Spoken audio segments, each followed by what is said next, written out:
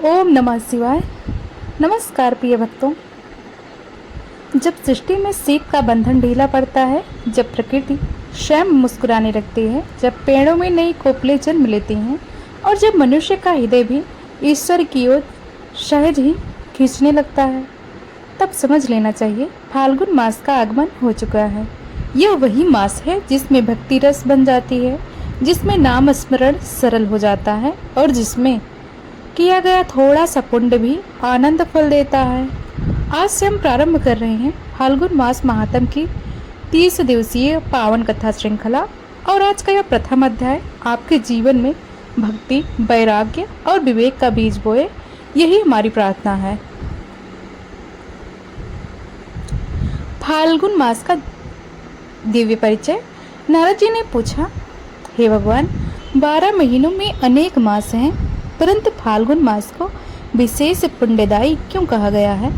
ऐसा कौन सा रहस्य है जो इस मास से साधारण से असाधारण बना देता है?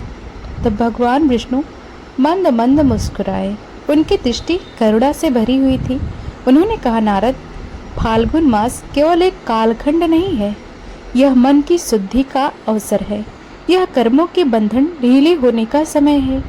भगवान ने आगे कहा, फाल्गुन वह मास है जिसमें देवता भी मनुष्य के समीप आ जाते हैं। इस मास में धरती और स्वर्ग के बीच की दूरी सबसे कम हो जाती है।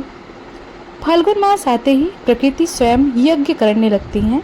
सूखे वृक्षों में नए पत्ते आ जाते हैं, फूलों में सुगंध बढ़ जाती है और वायु में एक अलौकिक माधुरता घुल जाती है।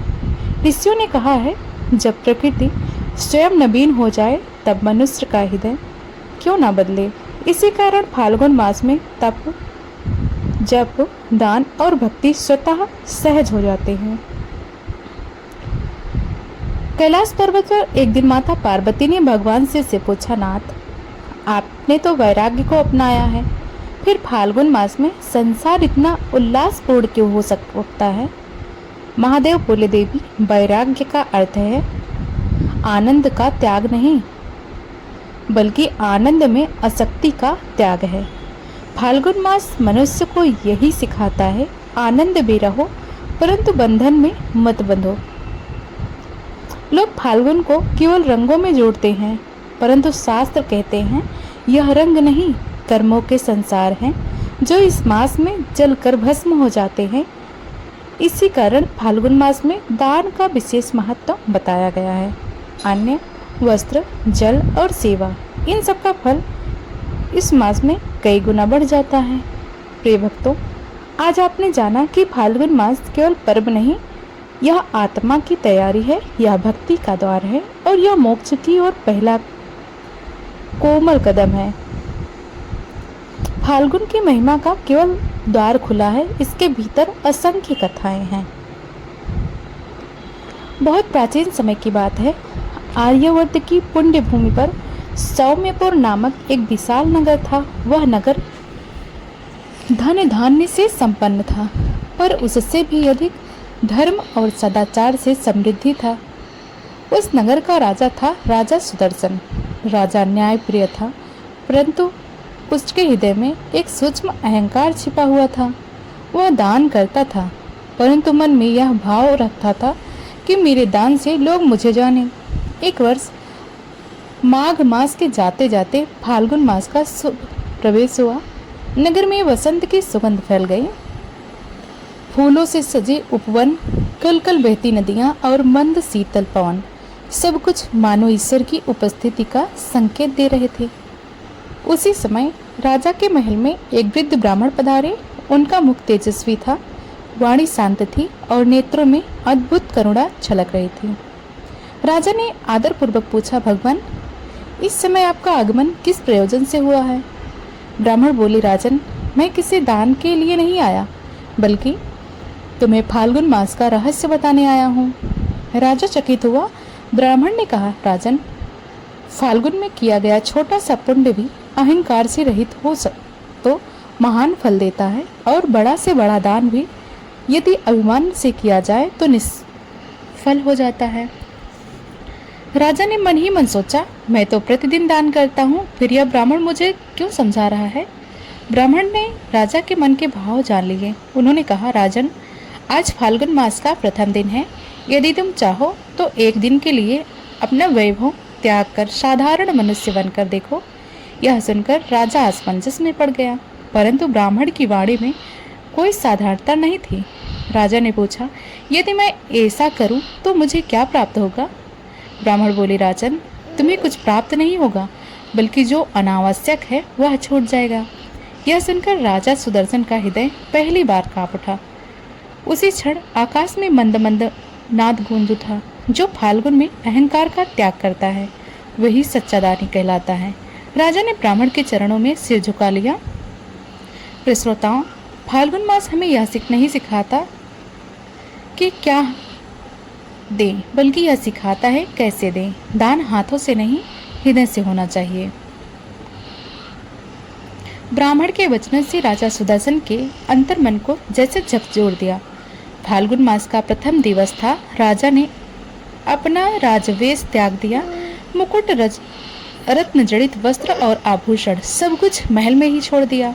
उन्होंने साधारण सूती वस्त्र धारण किए और नगर से बाहर एक सामान्य नागरिक की तरह निकल पड़े। राजा ने स्वयं से कहा, आज मैं राजा नहीं, केवल एक मनुष्य हूँ। राजा जैसे जैसे नगर की गलियों में आगे बढ़े, उन्हें अनुभव हुआ कि साधारण जीवन इतना सरल नहीं होता। जहाँ लोग राजा के नाम से शीश झुकाते थे, वहीं अब कोई उन्हें पहचानता भी नहीं था। एक दुकानदार ने उन्हें रूखे स्वर में कहा, यदि कुछ खरीदना है तो कहो, नहीं तो आगे बढ़ो। राजा का हृदय पहली बार अपमान का स्वाद चख रहा था। दोपहर का समय हुआ। सूर्य मध्यम तप दे रहा था। राजा को भूख लगी। वह एक अन्य शाला के पास पहुंचा। वहां लिखा था, फाल्गुन मास में भूखे को भोजन श्रेष्ठ पुण्य। राजा ने पंक्ति में खड़े होकर भोजन की प्रतीक्षा की। एक सेवक ने उन्हें ऊपर से नीचे देखा और कहा, पहले दूसरों को मिलेगा। राजा चुप रहे। वह मौन उनके लिए सबसे बड़ा तप बन गया। अंततः राजा को अल्प भोजन मिला, ना कोई सम्मान, ना कोई आदर, परंतु उस भोजन का एक एक कण राजा के भीतर अद्भुत शक्ति भर रहा था। राजा ने मन ही मन कहा, आज समझ में आया दान देने वाला कितना धैर्यवान होता है। भोजन के पश्चात राजा ने देखा, एक वृद्ध स्त्री अन्य शाला के बाहर भूखी बैठी थी। राजा के पास अपने लिए रखा भोजन अभी शेष था। उन्होंने बिना सोचे अपना भोजन उस वृद्धा को दे दिया। वृद्धा की आंखों से आंसू बह निकले। उसने कहा, बेटा, फाल्गुन मास में आज तूने मुझे जीवन दिया है। और जैसे ही वृद्धा ने भोजन ग्रहण किया, वायु में मंद मंद सुगंध फैल गई। क्षण भर के लिए राजा को ऐसा लगा मानो ब्राह्मण की वाणी आकाश से गूंज रही हो। राजन, यही है फाल्गुन का वास्तविक दान। प्रिय भक्तों, फाल्गुन मास में जो स्वयं भूखा रहकर दूसरों को भोजन देता है, उसका अहंकार स्वतः नष्ट हो जाता है। दान तब पवित्र होता है जब देने वाला पहचान की इच्छा छोड़ दे। राजा सुदर्शन उस वृद्ध को भोजन देकर आगे बढ़ा ही रहे थे कि पीछे से किसी ने उन्हें पुकारा, वत्स, ठहरो।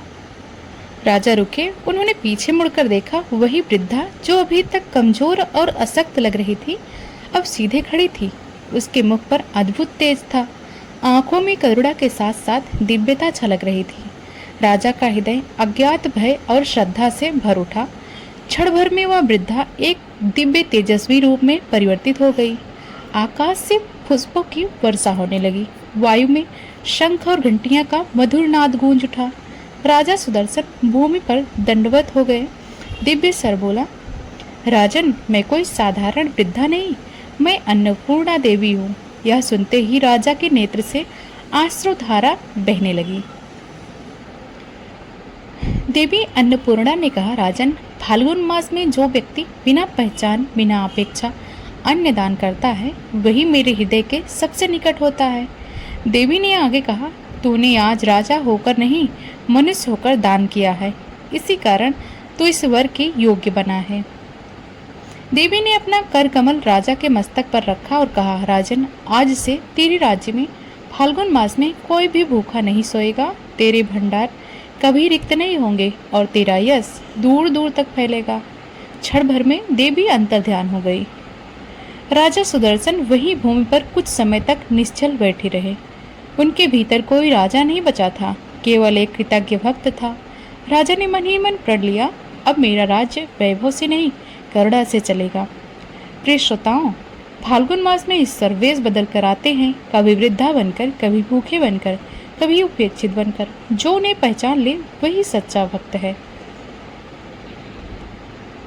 देवी अन्नपूर्णा के अंतर्ध्यान होते ही राजा सुदर्शन धीरे धीरे नगर की ओर लौटे। अब उनके चरण पहले जैसे भारी नहीं थे, पर मन अहंकार का बोझ नहीं था। जैसे ही राजा नगर में प्रविष्ट हुए, प्रजा चकित रह गई, क्योंकि राजा के मुख पर आज एक नया तेज था, विजय का नहीं, विनय का तेज। राजा ने तुरंत राजसभा बुलाई। सभा में मंत्री, पुरोहित, सेनापति और नगर के प्रमुख जन उपस्थित हुए। राजा सिंहासन पर बैठे, पर सर में आज आदेश नहीं, अनुभव बोल रहा था।